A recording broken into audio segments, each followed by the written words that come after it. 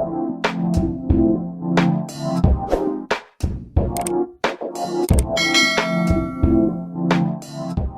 everyone, this is the Movieman coming to you all with yet another out of the theater, but still in the theater reaction and review, this time for The Last Showgirl, directed by Gia Coppola, who is also the granddaughter of the Francis Ford Coppola and the niece of Sofia Coppola, and starring Pamela Anderson, Jamie Lee Curtis, Dave Bautista, and many, many more.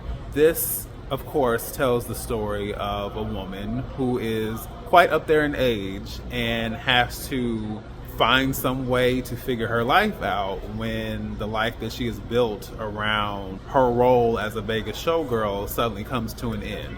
First and foremost, I have to say I think Gia Coppola does a really solid job. Of course, her aunt, her grandfather, she's coming from good stock as far as directing, so I can definitely say she has her own perspective. She previously made her feature directorial debut back in 2013 with Palo Alto, as well as directing the film Mainstream in 2020, and although I haven't had the chance to see those films, I do think that directing-wise, she had a very specific vision for this particular story, and I do think it works.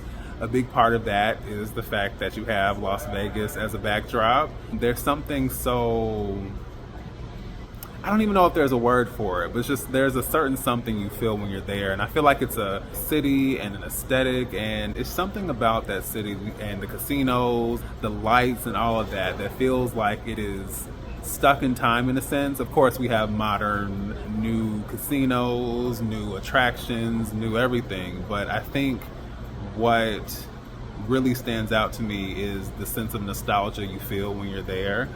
And I think this film really does capture that. I've mentioned this before, but I did live in Las Vegas in the early 90s, and it's one of those things that I feel like always brings me back to that small, childlike, idealistic part of myself, especially considering that at one point I did think Excalibur and the Beauty and the Beast castle were the same. So as far as the performances and the casting, it is absolutely top notch. I mean, we have Pamela Anderson, Jamie Lee Curtis, Dave Bautista.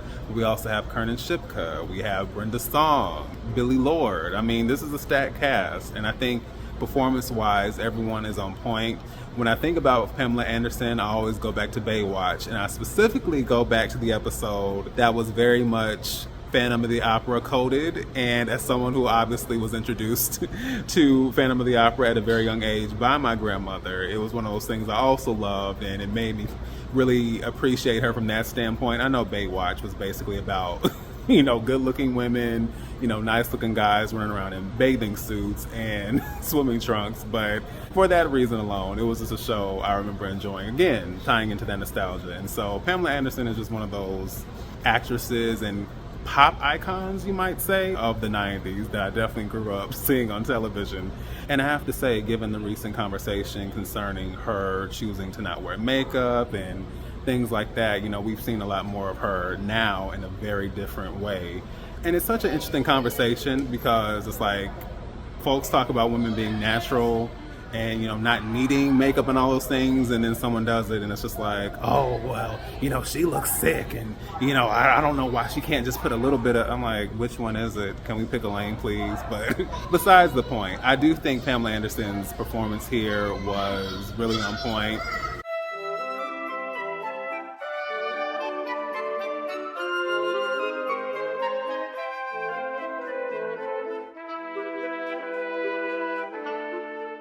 And I have to say, Dave Bautista just continues to impress me. Look, I'm not going to be petty as far as comparing him to any other actor with a similar background, but I'm just going to say, Dave Bautista is doing his thing.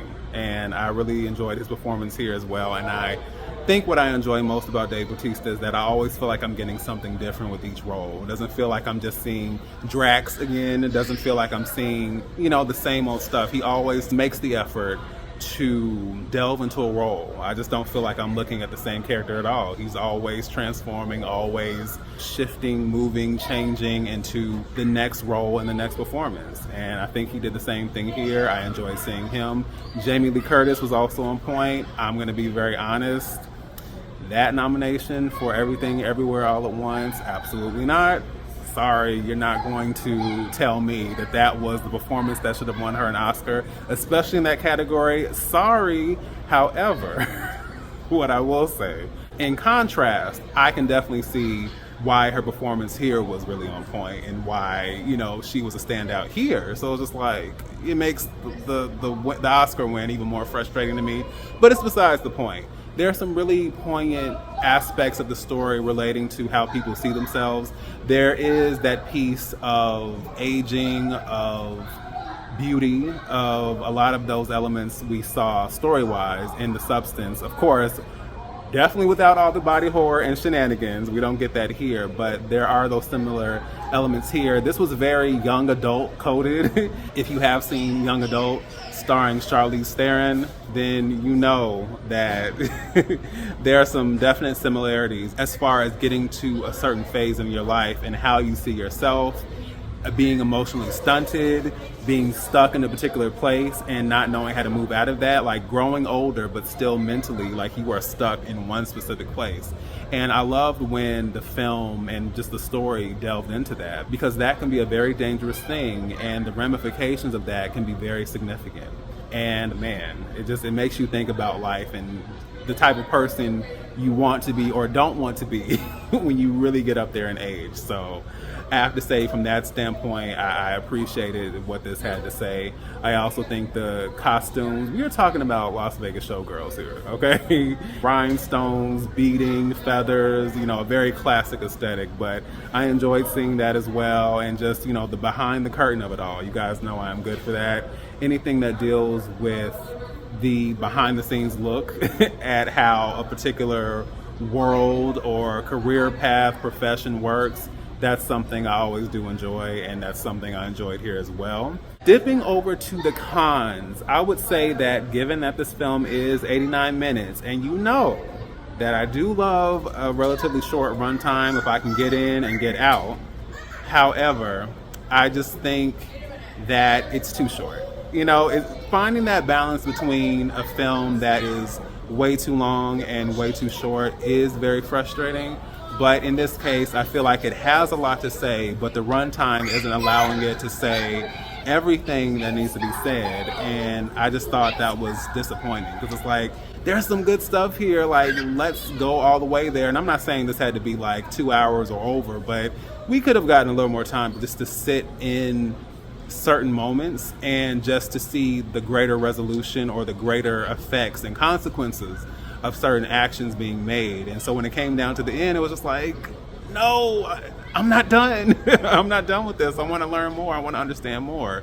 And again, I do appreciate that stories like this don't necessarily have your typical everything's wrapped up. And I'm not that type of person. I say it all the time. I don't need every I dotted and every T crossed, but still help me to understand, even if you are going to leave things open-ended, help me to maybe understand what that can mean for the future.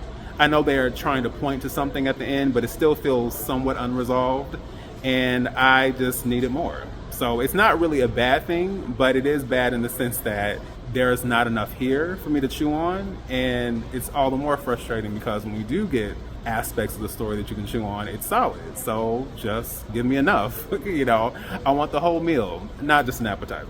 But I will say, between this and Better Man, we're having a decent start to 2025. Nothing I'm ranting about, nothing I'm having to cut up about yet. Hopefully we can go a while and I can just woosah and be able to breathe and, you know, not clown, because if you've seen my most recent reel on Instagram, yeah. and if you've seen a lot of these reviews in 2024, especially at the beginning of the year, then you know. If I don't like something, I will make it plain. We're only but a few days into the year, but still, I'm like, okay, these first two, you know, I'm here for it. I'm not mad at it at all. And yeah, I'm just really interested in seeing what we're going to get, especially the rest of this month. So, once again, this is D, Movieman, signing off, and I'll see you at the movies.